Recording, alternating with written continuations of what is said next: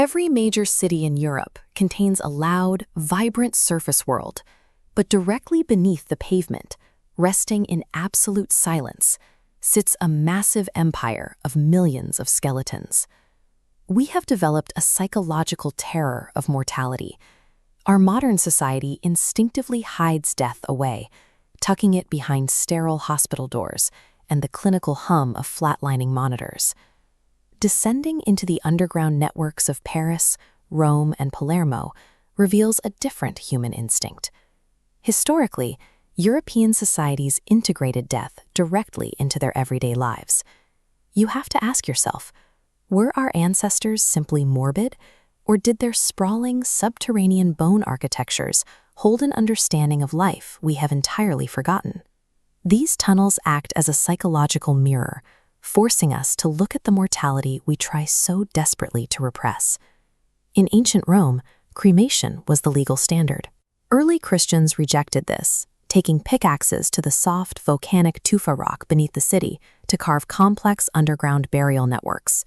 A fierce spiritual desire drove this excavation. Believers practiced ad sanctos, the urgent need to be buried as close to the physical tombs of holy martyrs as possible, seeking their protection on Judgment Day.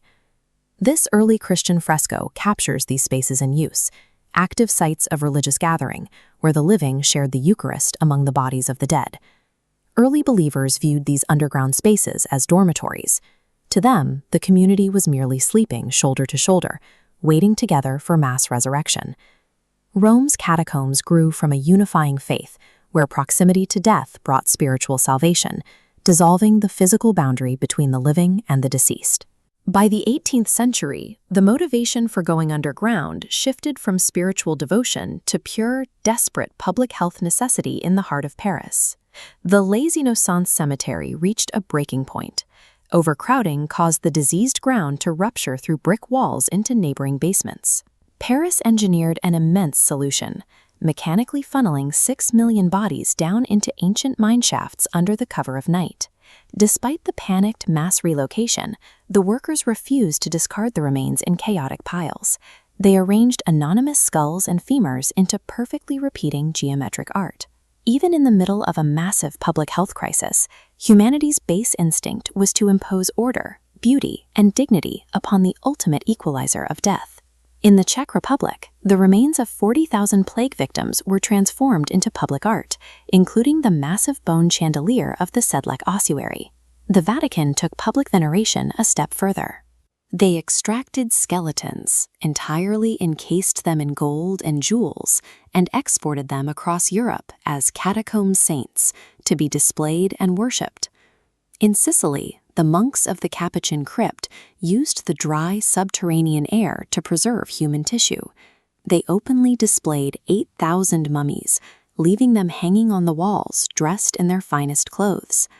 In the 19th century, families regularly visited these crypts to hold hands with their deceased relatives. 2-year-old Rosalia Lombardo still rests perfectly preserved, keeping her family physically connected to her long after her passing. By keeping the dead visible, these societies ensured their ancestors remained integrated into the fabric of daily life. A singular theological philosophy drove the creation of all these massive subterranean architectures. Directly above this skull and hourglass motif sits the Latin command, memento mori, remember that you will die. These displays acted as spiritual shock therapy, designed to break human pride. By forcing the living to look into the hollow eyes of their ancestors, the Church incentivized citizens to abandon sin and lead righteous lives while they still had time. These terrifying tunnels eventually became vital sanctuaries for life. During World War II, the French resistance utilized the Paris catacombs as a secret fortified base.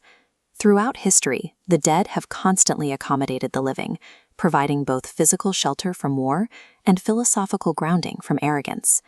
The generations before us left a stark message inscribed above the doorway of the Evora Bone Chapel. We bones that are here await yours. By hiding our mortality out of sight, we lose the perspective that our time is limited. When you climb the spiral staircase and walk back out into the sunlight, you realize that every vibrant, noisy street is literally resting on a foundation of the dead.